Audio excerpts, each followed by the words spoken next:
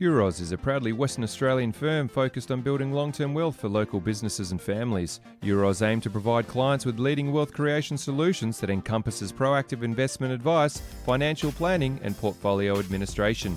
Euros Securities Executive Director and passionate Freo fan Lucas Robinson will help you kick more investment goals than you can poke a stick at and is the man you must speak to ASAP. So if you feel like your investments require restump, rewire, replumb, give Lucas a call on 0894881424 or email on lrobinson@euros.com, that's EUROZ.com, for a free financial health check. Because you should always let the cobblers do the cobbling, and as a cobbler, Lucas makes a damn fine investment advisor.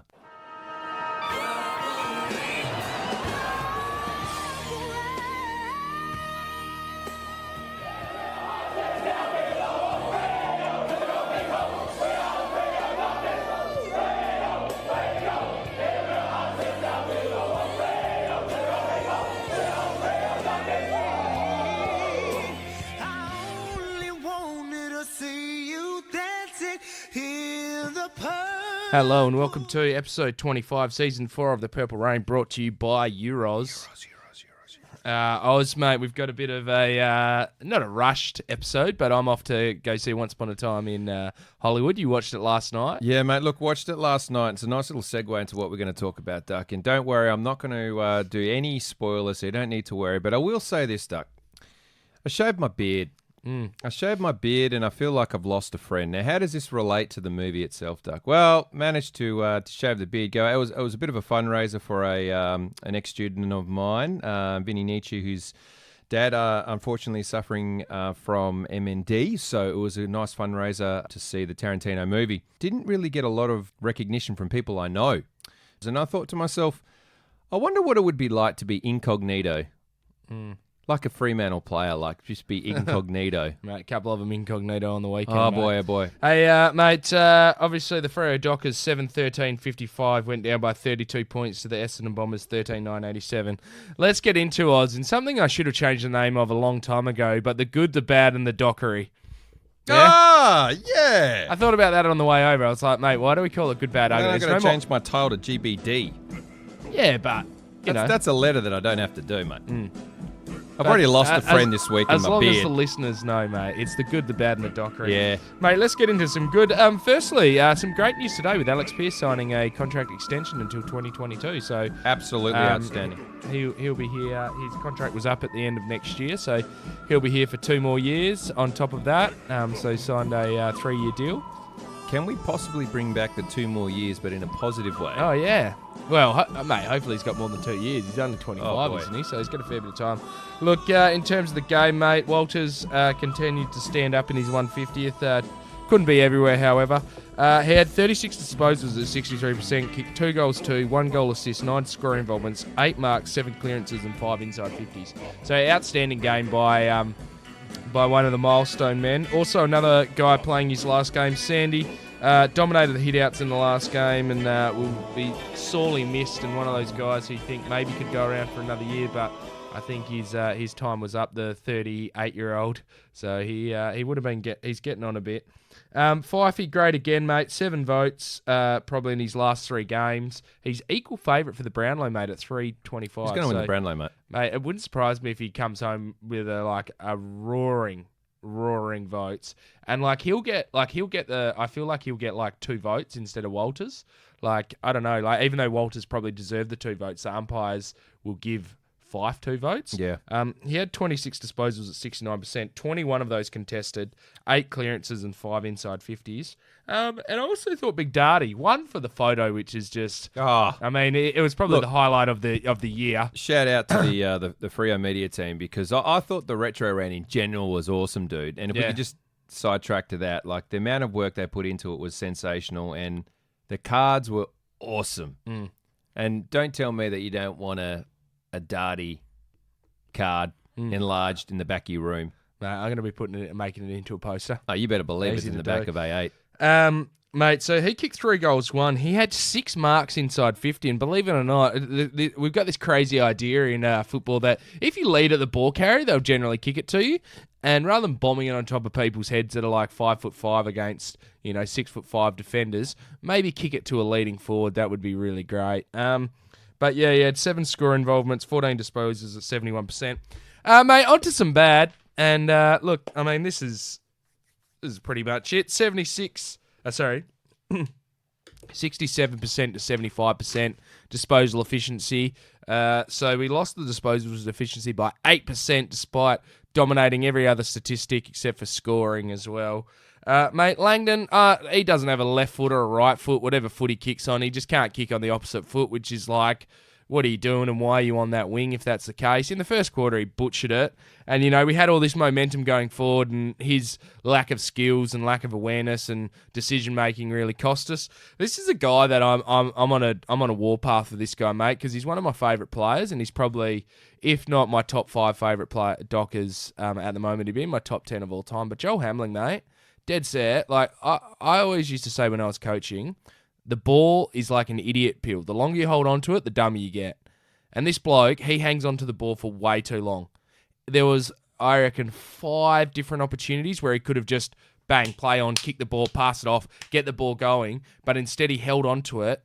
And by holding on to the ball, Oz, you'd know this from your basketball days as well, people can just set up their zones. It's more prevalent in football because you've got to cover a lot of ground. So by Hamling hanging onto the ball, and David King named our back 6, and we had a beer with King after the game, actually. It was pretty good fun. That's pretty cool.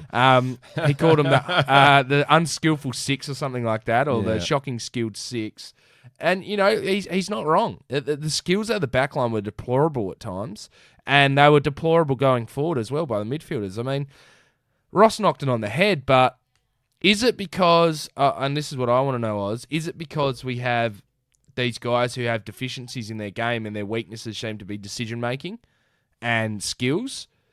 Because I'm dead set, mate. I'm sick of drafting players that seem to have the football IQ of a potato. Yeah, see, I don't. I don't think it's that.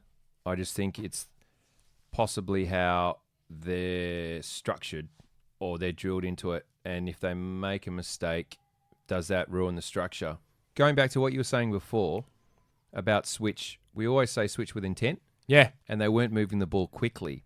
Now, my issue with that is you've got to hit up, and there was opportunities, and it even goes back to the early game against St Kilda where, in this case, it was Brad Hill who had the opportunity to hit someone up a little closer, faster, but decided to go the longer route, went out in the full and all that sort of stuff. Similar thing this week, Duck, where we had closer kicks, 20-meter kicks. If we had to hit those targets, Duck, then obviously we're out and away. But it just seems there's a little bit of hesitancy. The confidence isn't there. And I want to bring back what I first said. I know that what does the whole Tarantino thing say? What I was wanting to get to was Tarantino has this niche of coming up with endings where people go, shit, yeah, that's a great ending. You know what I'd like at the end of the season, which is my ultimate Tarantino type ending, is for sort of Ross and the assistant coaches to go, you know what, guys? We're going to target skills. And we're going to target skills under pressure.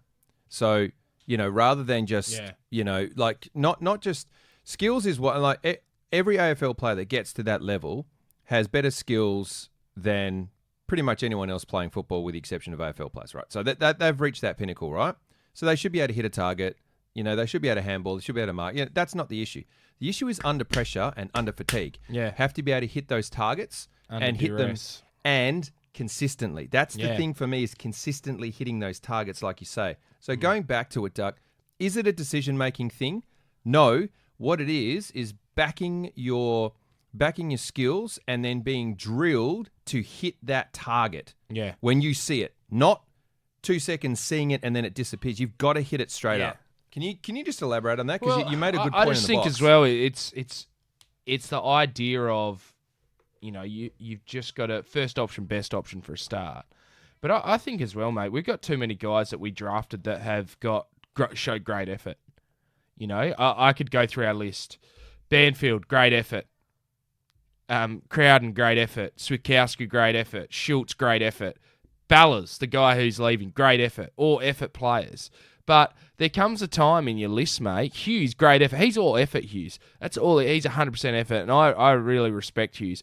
But he does these awesome things, and then he gets the ball, and he kicks out of bounds on the full. You know, like there's too many guys in our team. You can have maybe 2 or 3 of those guys, one in each area, maybe even 2, one in the back line, one in the forward line, that show that effort and lead that way. But you can't have 6 or 7 guys in your team that are just effort players. And you know what, Oz? To me, it's harder to train up skill than it is effort. Getting someone to try a bit harder, you know, is more mental than anything. So why are we drafting these guys who have a limitation on their skills? You know, it's just, I think we had 4 or 5 guys out there that aren't quite up to the mustard, you know, can't quite cut the mustard, and it continues. And we can talk about our injuries and things like that, but mate, we have played 3 teams now that have had guys go down injured either in the first quarter or like Zaharakis right at the start of the second quarter. 21 versus 22. 2 of those games have been at home versus Carlton, St Kilda, and Essendon, and we still haven't sealed the deal. You know, like it just kills us, mate. It absolutely kills us. I mean, I made the joke up in the media box, but I tell you what, Ballas' agent, I wouldn't want to be him on Saturday night. His phone would be ringing off the hook. I mean, for that guy, and I love the bloke, and I don't want to take a parting shot, but for him to think he has 1 or 2 more years left in AFL, I mean, give me a break. It is actually like is a bit sad how bad he was. You know, he did literally nothing. He couldn't kick a goal from 25 metres out, you know, when he's running into an open goal. So, I mean, we just got too many of those guys that are like that are just all effort and aren't really that great at football, unfortunately. And to be a good football side, the number one thing is to be good at football, you know. And I think we've got too many guys that we've brought into the club that just, I'd just be like, nah, you're clearly not up to it. You know, like you've got to, what is the point of playing some of these blokes when you know that seems to be their limit? And, you know, like I know probably Banners might come back in. He got like 20 tackles or something down in Peel, but what are you going to get from him? Mate, he's 22 years old. Like, with his football, where does he get better? You know, and is that coaches and player development is very important as a part of coaching. You know, so where's that accountability when it comes to those guys? Because they are stagnating. Their skills haven't got any better. Is it to do with confidence? I mean, I look, mate. Blakely, why is he playing in the back line? Like, it honestly does my head in. He was in the guts for 10 minutes in the last quarter, and that's when we got on top, when he went into the guts. Yeah. Now, he might not be the most accountable player, but who cares? If we're winning it and we want to win the game, he's got to play in the guts. Like, is it the craziest thing, Oz, this week to just say, hey, Connor, mate, Peel, we're playing against Port. The game doesn't matter. You're going to play in the midfield the whole game. Like, did they think that he maybe wasn't quite fit enough to play in the midfield? Do they think he doesn't have that bigger engine? Like, he's horribly out of form in the back line. He's a guy who wins the ball. He's not a guy who... His best football is going to come in the midfield. Exactly. And, like, what are we doing? We're just wasting him, mate. He's on any other team and he's playing in the guts and he's doing well. Yep. Like, I don't know. I don't know what we're supposed to do. So, look, I would love to see us recruit some skillful players, mate, because the guys we brought in this year... 2 TC boys as well. Conker, skills. I mean, he missed a kick from 10 metres away. Trav Collier hasn't played much AFL, and when he has, his skills have been pretty average as well. You know, then the big names of Lobb and Hogan have been solid. Yeah, so that's good. But, you know, we need our midfielders. No point in having 2 big blokes that have got good skills. We need our midfielders to have better skills and improve their skills. And the thing is as well that we need to realise is that, hey, guess what? Nathan Fyfe's skills aren't that great. He wins the ball, but we need skillful players around him. You know, like we've got to have some cream around him, because if you don't have that cream around him, then what's the point? He wins the ball out to a guy, butchers it, turnover, bang, away they go. You know, that's all Essendon did. They were just like, all right, let's wait for the Dockers to make the mistake, because they will, and we'll hit them on the counter. Well, it's a smart game plan. Yeah. You know, and... Yeah. Considering we won every single part, mate. Every category of the football we won except for disposal efficiency and scoreboard. It's the weirdest, and that's all you got to win. Yeah. It's the weirdest stat. And for me, that proves that, you can talk about KPIs, and I'm at risk. That's my 2-year-old yelling just random stuff out. You can talk about disposals and all that sort of stuff till the cows come home, but we saw it, I think, what was it, by the end of the first or second quarter when Ed Langdon was just racking up the disposals, but he just couldn't hit the side of a barn. Yeah. It was just coming straight back with interest. I mean, if he fell overboard, mate, would he hit water? Yeah. That's the question. Very good. Mate, into some Dockery. Yeah. I want to talk about the kit, mate. I want to talk about the kit of the Dockers. When I think about it, the Dockers uniform, as much as I love it, it is very Dockery. And shout out to Kim and Lisa, who we ran into before the game. Yes. And Kim was wearing, mate, it wasn't a cotton. What would you call that? Synthetic? No. Whatever the jumpers are made out of. Yeah. Whatever the Not modern quite lycra. It yeah, was the like modern whatever the modern jumper is made out of, Yeah. not the old school jumper, but it was an old school green away jersey, but made out of modern material. Yep. And he said he found it in the Nike at Subiaco. That store in was a treat. In a bargain bin for $15. Did you ever go there? Was No. no, mate. Mate, some of the best stuff you could find, they're pretty cheap. Mate, the Ballas and Sandy chair off, I thought was hilarious, and I was really appreciated that. I thought that was very funny. And the umpire getting absolutely shit mixed, mate. Oh, That was hilarious. Oh, boy. And like umpire down, and people were asking how he's going. I was cracking the old, I think he's a caricature. Mate, he looked like he died. Like, and that's that poor bugger, mate. When you get a hit when you're not expecting it, as an umpire, you're never bracing for contact. No. As a player, you can always brace for contact. But as an umpire, you're never expecting contact. And our man, Lockie Schultz, there may have been a call from maybe me to say, suspend him for life. Mate, like, seriously. He was, I mean, what did I put? Schultz not up to it. Jesus. Like, dead set, how he kept his spot in the team, mate. Like I said, if this was the NFL, and shout out to Bahundi Williams, who got in contact with us about NFL, and we know we got a lot of people. I think Michael Gallagher's a big NFL man as well. But if this was the NFL, mate, he wouldn't have been on the plane back from Melbourne. They would have let Al Davis, famous Raiders owner, would have told him to get off the effing plane and settle on down. Mate, just quickly before we go to a break. Yep. These are some losses that we've had this year, mate. Oh, and reminder that we're 2 wins out of the... Well, if we'd won these games, we're probably in the finals. We lost to the 18th Gold Coast, the 17th Melbourne, the 16th 21-man Carlton without Cripps or... what was his name? What's the big fella? Who cares? Whatever the big fella's, Kerno. And we had his brother get 21 clearances or something. Oh, God. We lost to the 21-man Saints, who were 14th. And Who? St Kilda. Do they still play football? Yeah. And we lost to the 7th Essendon, who had 21 men at home. Big time, Couldn't get up for anyone. Which is just it's just disappointing, mate. Yeah. And the crowd was really 45,000 there, mate. I'd The say- crowd showed up. Can I just say shout out to the crowd for showing up? Yeah. That's the respect and loyalty. And if we're talking about getting bums on seats, that's what you want. That's it. You All know. right, Oz, let's go to a break. When we come back, a little bit of Peel Talk, and we're straight into listeners' questions.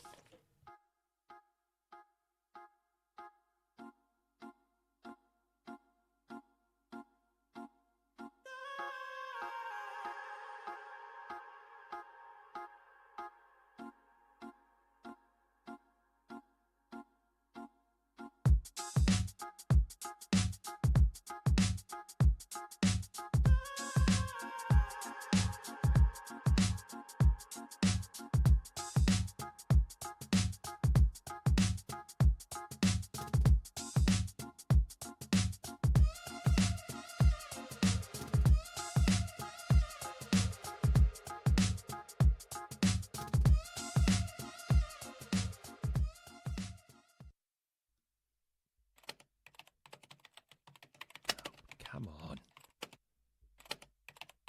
Ah, come on, Duck. Have you ever had problems with computers, mate? Look, Every day of my life, mate, is a problem with the computer. well, you know what, mate?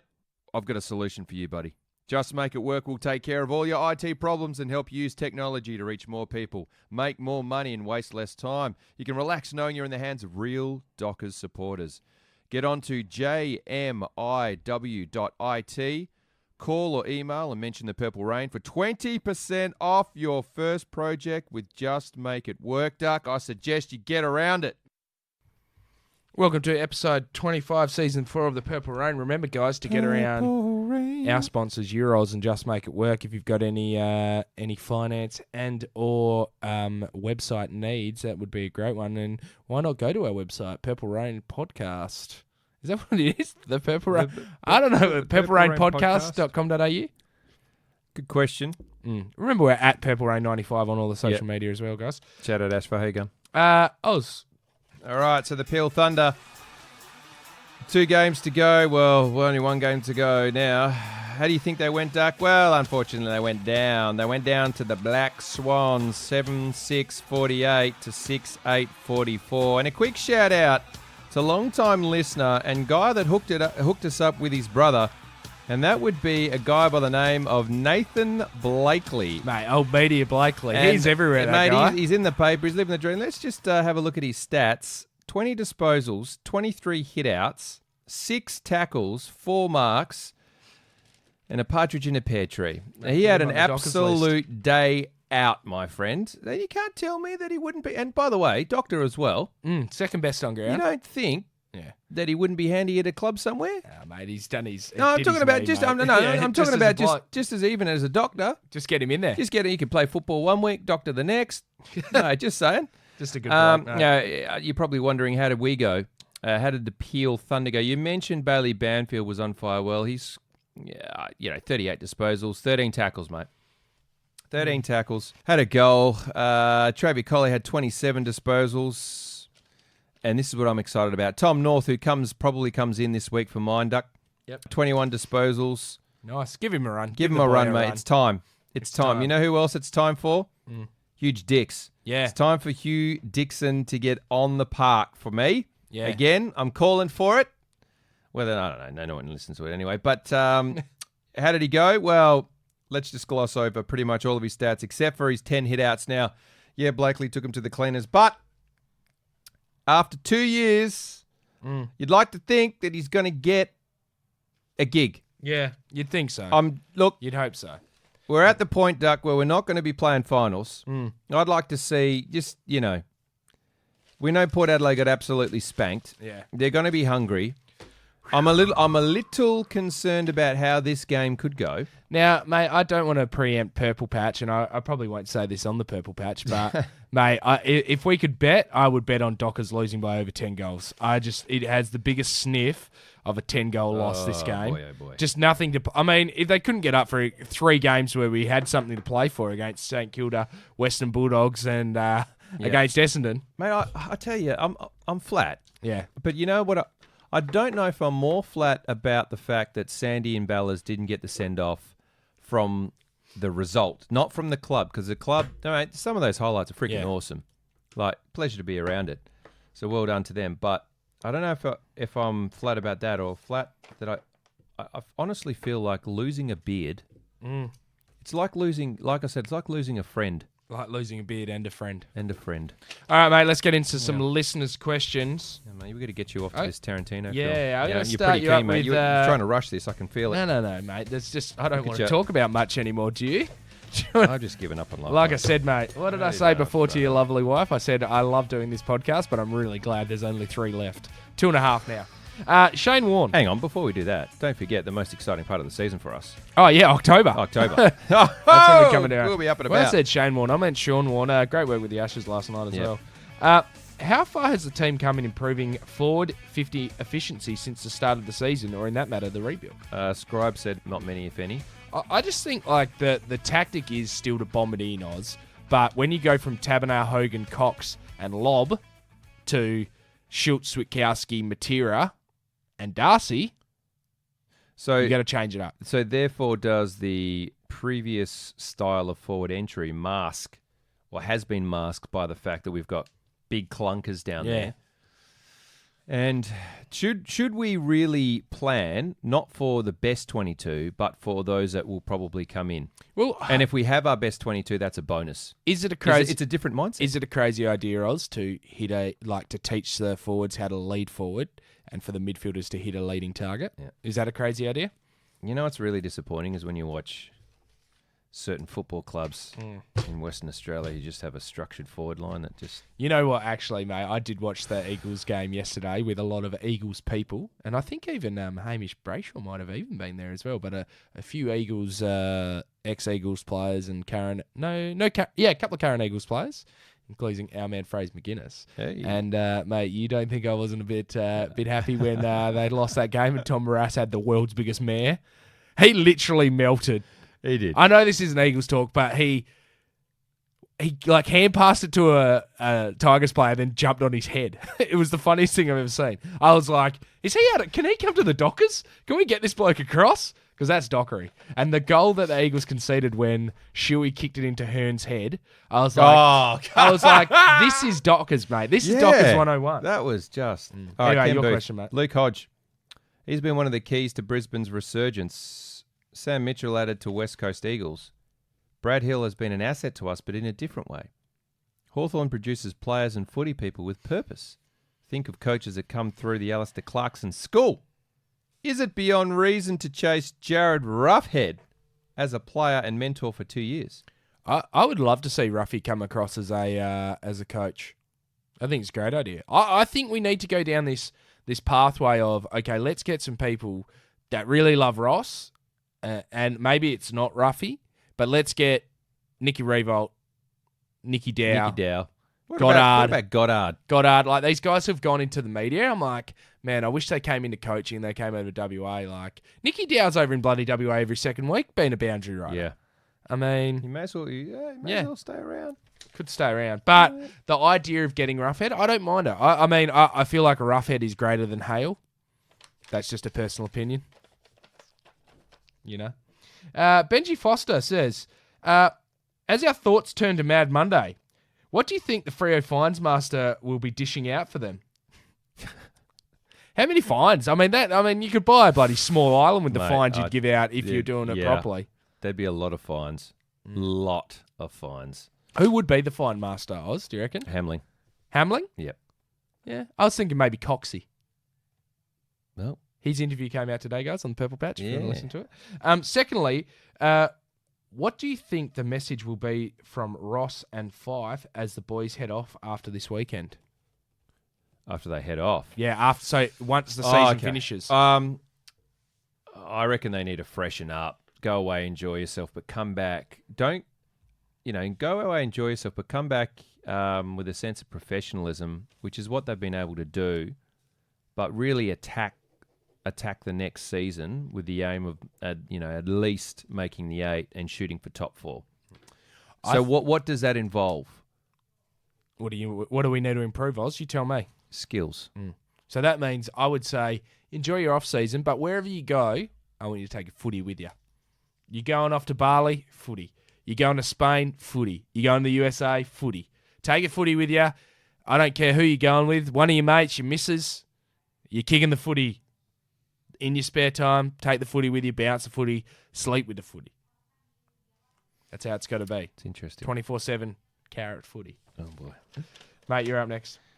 Paulo de Corles. Where is the end of year wind-up going to occur for the Purple Rain faithful? Nothing like a few beers and some 2020 season planning. Trade targets, thinking up skills, training drills. Maybe some drills to point out to our defenders where the boundary is and how we have to stay inside it when we kick out of the D50. Oh, boy. That'd be really great. We haven't finished yet, Doug. Oh, sorry. Foot injury prevention. Drills on how to avoid pigeons when kicking for goal. This is gold.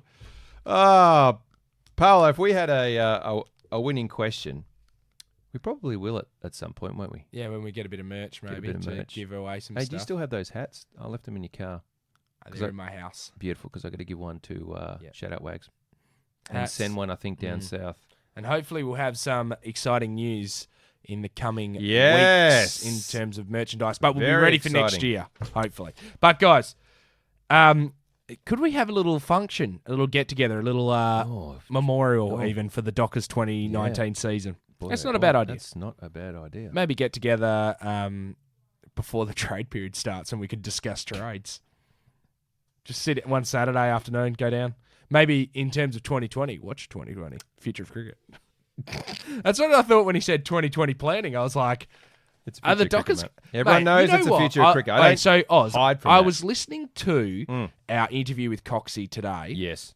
and I thought instead of AFLX, why don't they actually do Basketball. a basketball tournament? Absolutely. Like everyone, you get to pick like 8 players. That's all you get, or Yeah. maybe even make it a no. Let's make it proper basketball. Yeah, 5 on 5. 5 on 5. You get 8 players, so you Yeah. can have 3 on the bench. We'd get some silverware, mate. We'd actually get some silverware. I reckon we would actually win the basketball competition. Hands down. I would love to see, and I think you'd take that to the AFLPA and be like, What you didn't hear. You're telling me people Guys, wouldn't watch basketball? What you did not hear was the fact that because of Oz and the lack that I didn't queue up Coxie's mic in the beginning, but we talked to him about basketball early, and he actually played state 20s for South Australia, and he was a dunking machine, and was actually, I found some stats on him from a recruiting page that US colleges use to look at international players, and he was actually on there. And he's a gun. Yeah. He He said to us essentially it was neck and neck between footy and basketball, and he had a really good footy tournament and an average basketball tournament, and he was like, I guess I'm going with footy. Yep. Like that was literally the difference, was that his tournaments that he had. So Yep. look out, Coxie, for the Wildcats or the Dockers, mate. Basketball team. When the Dockers put in a second birthday. The Fremantle Dockers basketball team with just all our players playing basketball instead. Could do a Dockers podcast. All right, Nathan basketball. Kelly. Oh, that would be good, mate. You'd have to get some. Maybe. mate. So, what would I be running the sound? Yeah, in that you'd one? be And doing the sound, mate. I'm like got the computer and stuff. I'm Oh, like, mate. Nathan Kelly. Do we sell the farm on Kelly or look to recruit some local talent in the under-18 championship? Negative. We do not sell the farm for Kelly. This is what happens, people.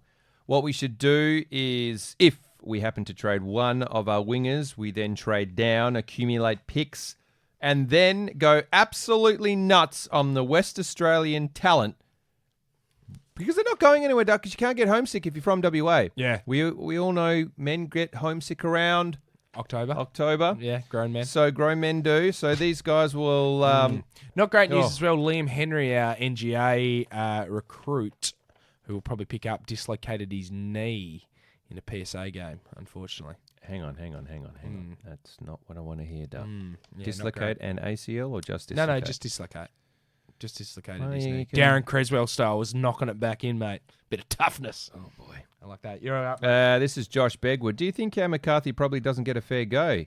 He gets dropped a lot, cops a lot of criticism from the fans. I thought he was really good on the weekend, presented really well, and really gave us an option forward, but just lacked the finishing touch, as did most of the boys Saturday night. Yeah, well, I thought Cam Mack should have come in the week before. I don't Thought a witch's understand. hat should have come in the week Mate, before, mate. Start. Just that lead up, hit up target. I know he's not going to give us, a multiple of options and won't be super defensive, but we can't have 10 guys in the forward line that just tackle. We need some guys that No. actually have Kick goal nous and kick goals. goals, mate. I was disappointed that Darty missed those 2 goals. He could have kicked 5. Like, realistically, he has 6 marks inside 50. Mate, that's usually 6 goals for the big Dardster. But he ended up with 3 goals, 1. So, look, I mean, I think he's the type of guy that, yes, we've persisted with him, but we need to continue to persist with him. And we need to say, hey, mate, these are the KPIs. This is what you got to be doing. Here's an interesting point. And I think we've talked about this before, but my question to you, without notice, Duck, do you look at your talent that you have on your list and go, okay, we need to tailor a game style that suits the talent that we have? Or do you persist with what you've always done and then you expect those people to mould into it? And if they don't, it doesn't matter who's up next. And you Yeah. sacrifice a bit of skill to fit that. It's a bit hard, isn't it? I mean, Michael I Lombardi don't- always talks yeah. about you build your team around your quarterback, or you build your team around your stadium in terms of baseball, like the way it's shaped. You build your pitch, that's who you recruit. So I think with footy in particular, you've got to be smart about like your top end players, and you think, well, where's our next lot of top end coming from? That's what I worry about. So You know what I mean? in which case are we then building our game plan around Fife? Yeah, and then what is how do you build a game plan around a guy who's a contested beast? What can we do? I mean, I just think we have been depleted, but the lack of skills from the guys who are who are part of our thin list. Yeah, they're not skillful. So where's that development coming from? Why aren't players developing underneath? What's going on there? What's happening at Peel where our player development isn't actually working that well? And, to quite be honest, it's been a really disappointing year from Peel. They haven't finished in the finals, and realistically, most days they run out and they have at least 10 AFL-listed players that don't seem to be able to cut the mustard, which is a little bit disappointing. And it's kind of like, well, what is going on? And, when are we going to start to... And we talked about this with Ballas being a mature age recruit from the Waffle. He's pretty successful, all Australian. Yep. He was a really good player. I know I bagged him out at the top of the show, but you got to understand, Ballas was a great player. So where is that? Why have we not gone back to the well at the Waffle? We seem to want to pick obscure players from random VFL sides. That essentially the strike rate's probably been about 50%. Yeah, we've got some great ones. Barlow and Lukey Ryan and stuff like that, but we've also had some misses. Does Sam Sturt play this week, mate? Speaking of random stuff, like over from cricket. Does he play this week? He was a weird pickup, wasn't he? Highest draft pick. You know who I'd like to see in the three this week, mate? I'm going Sturt, North, and Dix. Yeah. If Sturt can... You know what? And as a fan, whatever they dish up, I just want to see those three. Maybe Carter back in as well. Yeah, Cuts. Yeah. But then you're starting to think, who do you drop? And well, who's your team for next year, mate? Are these guys hopefully going to feature in the next? Yeah. Is it me or you? It's me, Robert Palladino. Hi guys, really enjoyed your show, and it's like receiving therapy when we lose. So thank you. Frustrating game of the weekend with turnovers killing us. Freo's season has been decimated by injuries over the year, and more so in the last month. My question is, if another rebuilding team like the Lions had the same injuries as Freo had over the last month, who would they be? If it's Brisbane's version of Lob, Pearce, Taberner, Hogan, Hill, Wilson, Ryan, and Cox, would they still be as affected their winning streak? I think any list is gonna be hurt by. Essentially, you go through that. Who's got centre half forward, centre half back, full forward, half back flankers, and another key forward. It's just decimated, and it decimated our depth as well. Yeah, I was going to answer the same thing, mate. But that's all right. Yeah, sorry, mate. No, that's all right, mate. You go. Sorry, I just get too excited. I've just given up on life. All right, you're up. What do you got? Given up, mate. Do I read this out, mate? Yeah. Okay. That's generally what we do with the questions. Here we go, mate. Do you know where you're up to? No. I think you're up to Jeremy. Yep. Jeremy White. Here we go. Love listening to the pod, doing uni work. Economics is my minor, and physics is my major. Well, you need to swap it for a start, mate. Let's start with that. How funny was it when Bella started something with Sard fitting for a farewell game? Can we trade Ed Langdon? He just can't kick. Put David Mundy onto the wing. Imagine for a second David Mundy getting the ball outside with his kicking ID, guaranteed some lovely ball movement. Draft some kid to do that gut running and cover those absolute speedsters. I don't mind that idea, to have Mundy as like an outside player rather than an inside player. I mean, it's classic Ross, isn't it? Like getting all our good, high-quality, skillful players and turning them into inside players. Stephen Hill, case in point. So, look, I would love to see that. Sonny Walters become more of an inside player, which is always great. More contested players, that's what we need. More grunters at the coalface. Yeah, look, interesting and controversial question, Duck. Has that hindered his development? Sonny? Stephen Hill. Stephen Hill. Oh, yeah. Well, he's, like Duff talks about, he's this unnatural body. His body would never look like that. His body should look like Brad Hill's body. Yep. Instead, he's like a massive unit. Like, you know what I mean? So then should he be trying to slim down and we put him back to the wing? Yeah, hopefully. Hopefully let's drop some kilos on him, get some running in his legs. That's the key. Like, he doesn't have to be a big inside player. He needs to be an outside player. And that's a key recruit. You're getting a guy who, he's only 30 next year, Stephen Hill, with 30 this year. So he's still got another year or two left in him, good year. And if he can be the guy that we want him to be, it was also, mate, in the change rooms after the game, even though we're only in there for a brief period, seeing Morabito and... did you see the size of Morabito? Mate, Morabito and Benell, I was like, oh my God. Oh my God. Are you kidding me? These two guys, if you put those two guys fit into any club, how big does Morabito look? He looks like a beast. Yeah, an absolute beast. You want to talk about Tarantino movies, mate? Yeah, mate. How about that for an alternate ending? Mate, all right. These last questions are both the same, I reckon. That's you. I'll read out mine, and then you read out yours, and they're pretty similar. Koba Seamus Largo said, will the most significant moment in our history yet to transpire be ruined by an umpire getting in the way? And what did Jacko write, Jack Carrington-Jones? Is the best example of our poor skills that we can't even hit the right umpire down with Marquez. I love that by Jacko. I mean, it's so funny, isn't it? Like, we had a quick chat, and I put it up on the Facebook about the most docker moments of all time in the retro round, and a lot of very funny stuff. If you want to look at that, it's on our Facebook at Freo Docker at Purple Rain 95. But the Peter Carey mark is always hell funny. Yeah. What do you think it is? Oh, mate, There's too many. We're just blessed, mate. I mean, for Jacko for Margetts, mate, that would have been if Margetts got cleaned up in a game of footy. Like, I honestly think there might be a standing ovation. Like Not from the Eagles fans, mate. They need him. Oh, mate, they were missing him on the weekend, mate. Yep. They were definitely missing him. Yep. Inside Fitty. Anyway, guys, thanks very much for listening. I know this has been a bit of a shorter podcast, but I got to go to a movie with my missus, out for dinner and a movie. It's classic Monday night date night, mate. Even though she usually doesn't have Monday nights off, but that's always good. Don't want to spoil it, mate, but Darth Vader's a father. Yeah, okay, sorry, mate. So Bruce Willis is dead the whole time? Is that what you're telling me? Do you reckon anyone know what Bruce Willis's character is in The Sixth Sense? No. Anyway, guys, thanks for listening. At Purple Rain 95 on all the social media. And we're back on Thursday for the Purple Patch. Last time for that this year.